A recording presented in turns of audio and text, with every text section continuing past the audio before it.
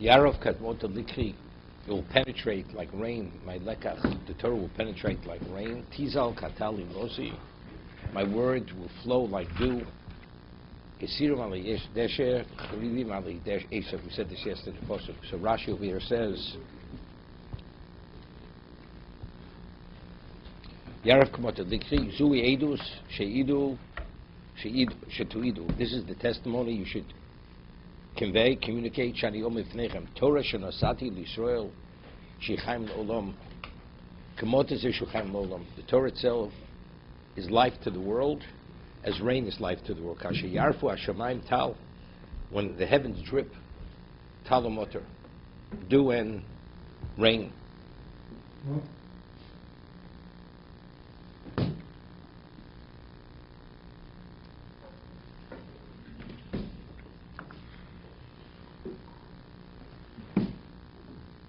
I always point out that the Gemara says, "Lo ivra leilo elo l'girsa." Gemara says at the end of Sanhedrin Chelek, God created night so people should study Torah. You're forced. You can't work. You can't be productive agriculturally, especially. So what did Hashem create? Nighttime, l'girsa. Girsa means for text to study Torah. Now, when does one study longer? In the winter. When do the rains which sustain existence come about? In the winter. So you see there's a parallel between Torah is maybe Chaim L'Olam, as rain brings Chaim L'Olam. But one's the contingent on the other, right? The second portion of Vayim Shema, Kriyashma. If you follow my, right, it's Rososai, right, then the rain comes in time, you'll have your bounty. If not, not. So there's a parallel between the two of them. But it says, Yarv Kamota Likri. It will penetrate like milk, my lekach. One said over in name of Chasam Sofer, the Gemara says in Shabbos, if they are, so it literally means if the previous generations you see them as malochim, as angels, then we could be classified as bnei Odom, as human beings. But if you see the great people as ordinary people, then you know better than a donkey. Not even at the level of the donkey of Pinchas ben Yair. It's Gemara Shabbos. So someone said, what is the function of an angel? An angel only functions when the people bathe properly. Then the angel functions as he's meant to function. As the Gemara says in Tainus, there's an angel that was created to oversee the growth of trees. Every blade of grass has an angel. So the angel functions as he should when the world functions as it should. When does the world function as meant to function? Klal Yisrael keep the Torah as they should. She says, if the malochim are functioning as malochim, then we know under bnei Adam. Then we know we're behaving like human beings, the way we're supposed to behave. But if they themselves are limited like the human beings limited, then on chamorim. Then we're not better than chamorim. This is the Chasam Sofer as he explains it. So there's a parallel against the parallel. If they function as malochim, then we're bnei Adam. Then we're functioning in the capacity of bnei Adam as we should function. If not, then we're chamorim. If they themselves have a limitation like bnei Adam, then we're chamorim.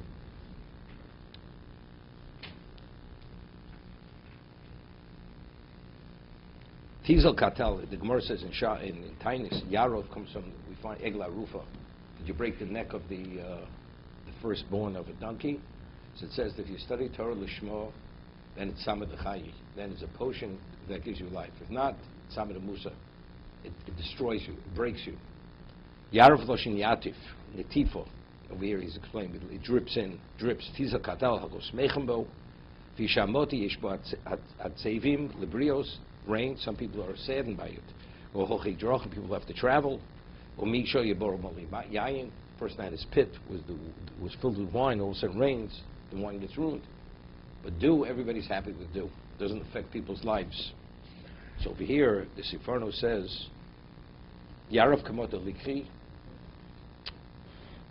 Hine Torosi Taro Fetovo Bishetef, Kamota Lemevinim. The Torah will come in a deluge, with a positive like rain, to those who understand, who have the capacity to understand. A person who understands what Torah is and he has a capacity, it's like an unending wellspring, the Torah itself. Those are the people who have the capacity to understand what it is. What about the ordinary people? Tizal Katalim Rosi, the no senes Gamken Kfiat Nigle, Mimena is even the ordinary person.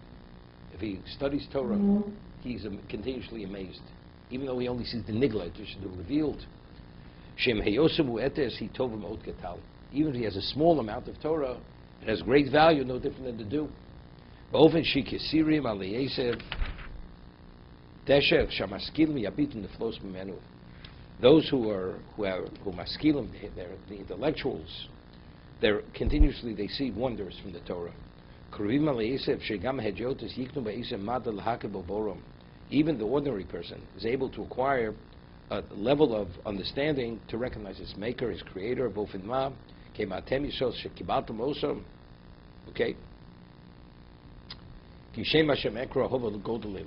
I call the name of Hashem, you'll give greatness. You'll acknowledge God. So here, Shem Hashem Ekro, Hare Kim Hashem B'Loshen Kasher, and over here, She'ekro V'Aska Shem Hashem Atem Hov Godel Elokeinu Baruch Hu Shmo, Kan Omru Shonim Baruch Shem Fol Maso, Achab Baruch Hashem Migdash. The Gemara says in Baruchos, when you say Baruch Hashem Baruch, we have to respond. Baruch Hashem Baruch, it's based on this pasuk. Shem Hashem Ekro, when I call the name of God, Hov Godel, you have to acknowledge. So when the Chazan says Baruch Hashem and Baruch, the response is Baruch Hashem Baruch. And the Gemara says, how do we know Birchas HaTorah? Birchas Torah, there are many positions, opinions hold it's the Doraisa. Besides Birchas Hamazon, Birchas Torah is a Doraisa. The position Ramban holds is Doraisa. The Chinuch holds is of the opinion it's Doraisa Birchas HaTorah. It's because what is the greatest Godel Elokeinu? The Torah itself is the greatest representation of God's presence in the world. Kishem Hashem Ekro Hov Godel Elokeinu. When you call the name of Hashem, then you give Godel, then you study Torah. Okay? This famous posuk. Atzur Tomim Polo. The rock, his action is perfect. Kichol Droch of Mishpat. All his ways are just. Kel Emuna Vein Ovel. He's the faithful God. There's no iniquity. Tzadik Yosheru. This is the famous I always mention in Rabbi Salanter. I mean, if he's Kel Emuna, it's understood he's in Ovel. Right? There's no iniquity. So what does it mean in Ovel? It's always mentioned Rabbi Salanter during this period of time. Salanter says that during Elul, it says make tshuva, make as many friends as you can. Why? Have acquaintances, people who want the relationship. So he explains what is made Hashem's Kel Emunah. What's the difference between human justice and divine justice? In human justice, even though there are certain ramifications, negative ramifications, certain people, it doesn't interfere with human justice. For instance, a person owns a factory, and he has many employees. And then the employer is actually found guilty and incarcerated, and the verdict is death penalty. They put him to death. What happens? His wife becomes a widow, his children become orphans, the business is shut down, all the people are out of work, and these people have no way to support their families. So look at all the hardships that come about because of this one decision of putting the employer to death. You say it's not fair. You say, well, and you go and they plead mercy from the judge. He says, but that's human justice. With Hashem's justice, that anybody who's affected to any degree, the reason why he's affected is because it was meant to be affected. That was part of the evaluation. That's in Hashem's justice. There's no iniquity. So therefore, he says, as many people as you're acquainted with, if anything should happen to the person that would affect anybody negatively, that would actually affect the judgment. So if someone doesn't deserve to be affected negatively, Hashem will not give the verdict, a negative verdict versus that person. That's Rabbi Salanter. That's Kel Emunah Ve'ein Ovel. There is no iniquity in his justice. So Meir Simcha writes in one place when it's reviews in Mishnah Torah about, it says Nadav Avihu, they died. It says V'lo hoyu lehem boni. They have no sons. So Meir Simcha says, because if they would have sons, they wouldn't have been struck down. They would have been punished differently. Because if they would have had sons, they had to be raised. So Hashem wouldn't have taken them. But because they had no children, they weren't married, it was just themselves, and it only affected Aaron. Aaron deserved to be affected because of his participation in Chet Egel, therefore they were taken. That's what the Torah is. It's the same concept as Ein Ovel, as Rabbi Salanta says. So he deserves to be affected. Everybody was affected. Again, we don't know. You could always ask a question, why is this one affected? Evidently, he was meant to be affected. But the Torah is saying clearly here, it's because because they had no children. Otherwise, what does not having children have to do with them putting them dying? So the Torah is saying it's only because they have, that's why they died. That's how Rameh Subcha interprets the passage. That's what the Torah is revealing. So why everybody else? We don't know. We don't know divine justice, how divine justice works. Sure. It's explicit in the Midrash. It's a Midrash. She's Elishev Basaminodov. It says that the day that her husband, became the Kohen Gadol, and her children were the assistant Kohen Gadol, and her brother-in-law was the king, Moshe Rabbeinu. This was a day of glory. But little did she know that same day that they were installed, on the 8th day, that she was going to lose 2 of her children. So it cites a pasuk in Mishlei that sometimes the day of your glee is the day, chas v'sholem, of the worst level of tragedy.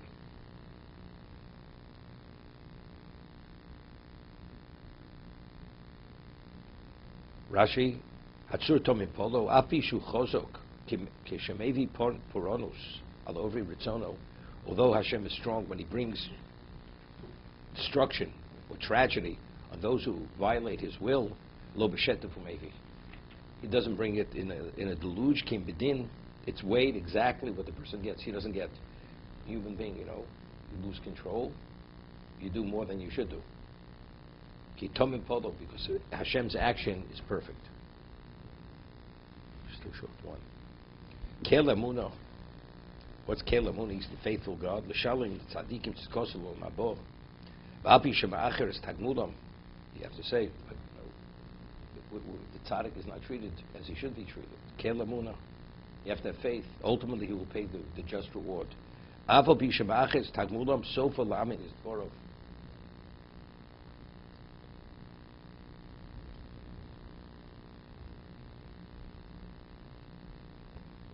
Famous word from Yisro Salanter.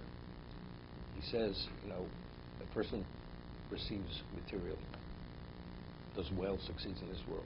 How do you know it's not a depletion of your Yisar and Olam Haba? The Torah says, Hashem sometimes pays you pays a person in this world that he should have less or no share in the world to come. So if a person is doing well, how do you know? How do you know Chas v'Sholem that it's not a payout in this world? We don't want to pay out in this world. We speak Ochel Parasem B'Lamazeh, Karen Kemes Olam Haba. The principle is intact for Mabor. He gives us the payrost, right? The fruit, use of fruit in this world. But how do you ever know? How do you know if you're getting paid principal or you're getting paid the profit, so to say? So how do you guarantee that you're not going to be depleted? See, he explains, Rabbi Salanter, that the Mishnah says, Schar b'hel maleka. You cannot. There's no reward in this world. The Rambam, and based on the Gemara, says if a person violates the Torah, and while he violates he causes a chil Hashem. What's the halacha? Misa gomeres kapora. He has to die. Only with death is he fully atoned. That means, he says, that as much pain and suffering there is in a lifetime, or in as many years as a person lives, he cannot be atoned for Chil Hashem, fully atoned for Chil Hashem. There's always a remnant left, and the only thing that could atone for that remnant, whatever it is death. Okay? So he says, the Gemara says in Soto, that when Hashem rewards, it's 500 what he punishes. 500. So if a person causes a Kiddush Hashem, that means if there's not enough punishment, suffering, and pain that to endure for Chil Hashem, so for Kiddush Hashem, that means as much as Hashem gives you in this world, He can't give you the full reward in this world. So he says the advice is the guarantee that you can have a principle or a substantial amount of principle in the world to come. As good as you have in this world, you should perform Kiddush Hashem. That's Rabbi Salanter. That's a guarantee. He says,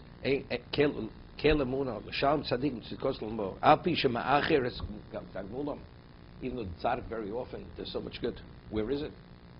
He delays it. Because he prefers really to give you the full measure over there, or the most of it there, rather this is tzaddik v'ralo. Right? He's a tzaddik. So why does he have it so difficult?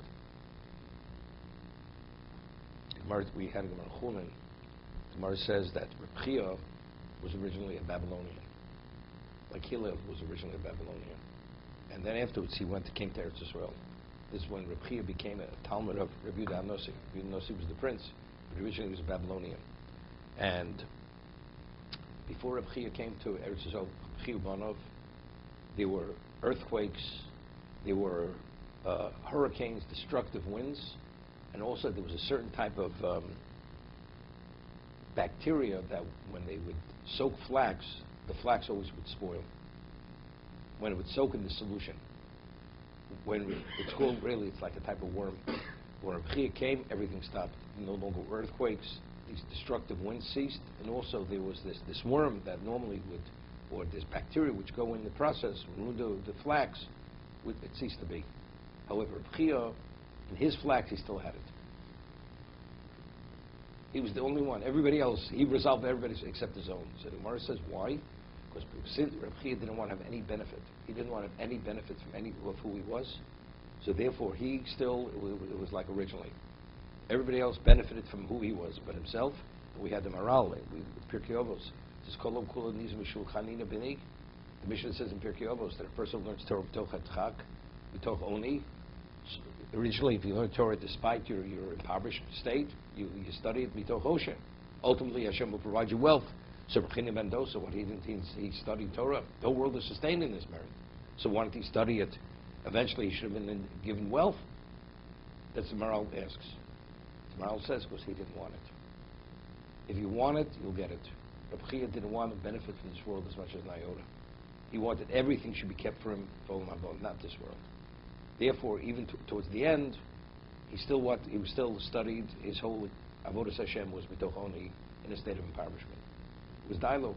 Kav Charuban had Erev Shabbos. And the motivation is really about his reward then. No, not why. Why? It's just thinking, I want everything to be No. Why not just... I'll give you an example, okay? It's easy to ask a question. It's not so easy to give an answer, okay? That's the difference between whether you're a student or you're a teacher. Exactly. That's what Okay. I'm asking. Okay? Person is a dedicated subject of a king. King says, I want to reward you handsomely. And you'll have this and that. He says, something, I have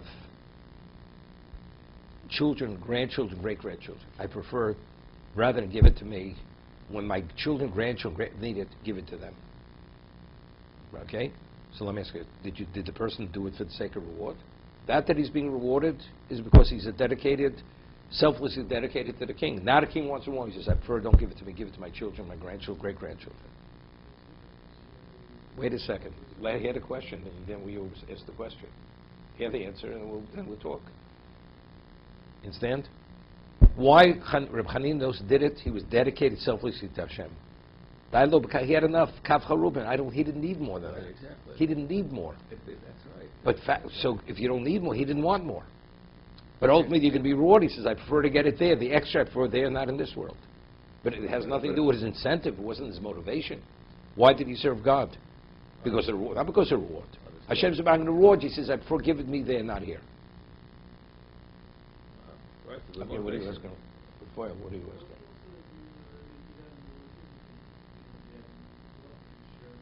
Can I ask you a question? Rabbi Yisrael Salanta says in his commentary on Pirkei Avos, who was the greatest philanthropist in the history of existence? He didn't have 2 nickels, 2 pennies to rub together. If he would have had the money, he would have. He did. His action generated enough chesed that everybody was provided. The wealthy man could give charity or whatever because of Rechini Mendoza. Others, he wouldn't have the means. That's what the Bas Kol is attesting to. There's a Bas Kol every day that comes out of Chorev, from Sinai, Kolom Kul Niz Mishul Chanina Bini. It's irrelevant what they do.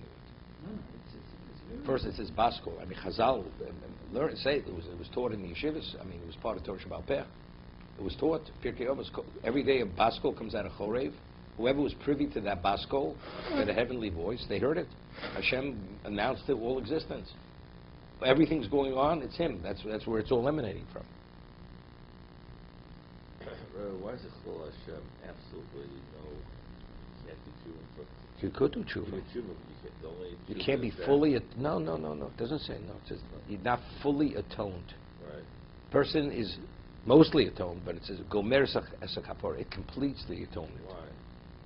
Why is that? Why is Chil Hashem? Yeah, What do you have to give your life, not to desecrate God's name? As great as you are. No, but there's other, we do tshuva for, and we do for Can I ask you a question? The person has a headache and aspirin's enough. Talking Alan's language. Tylenol's enough. God forbid a person has bacteria, he needs antibiotic. Person, God forbid, has cancer, he needs more than antibiotic. Right? You have to address the illness. So why is Chil Hashem? My question is, I'm why asking, is Hashem that's severe? That's severe. I just gave you. Do you have to give your life if it's a question of violating Shabbos? Is it a life-threatening situation? No. But it's Chil Hashem, you have to give your life. Right? What did Reb Kiva give his life? To be put to death, as he did. That was to sanctify God's name and not to desecrate God's name, regardless how great you are. If God says, L'chvodi barosi, I created His word for my glory, that's why existence exists. So anything which is contrary to my glory, you have to give it up.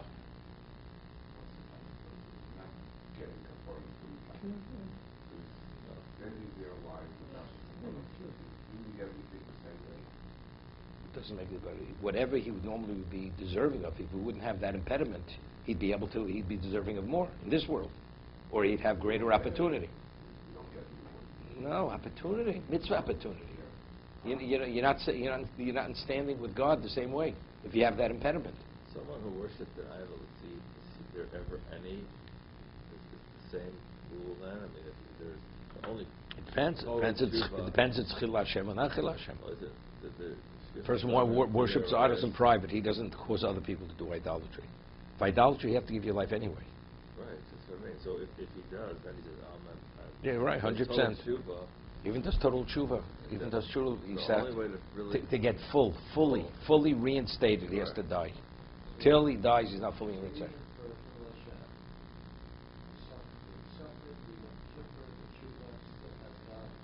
Of course, has value. It chips most of it says gomeris. Gomeris means it completes. Right. Gomeris means most of it happens here. It's only completed upon death. Okay, let's do the Mishnah Berurah.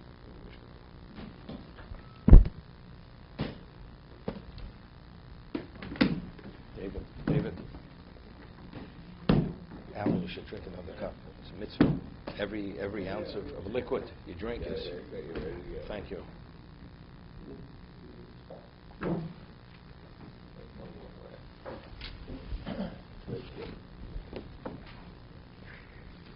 It's a short slichus today anyway. It's a short slichus. Yeah.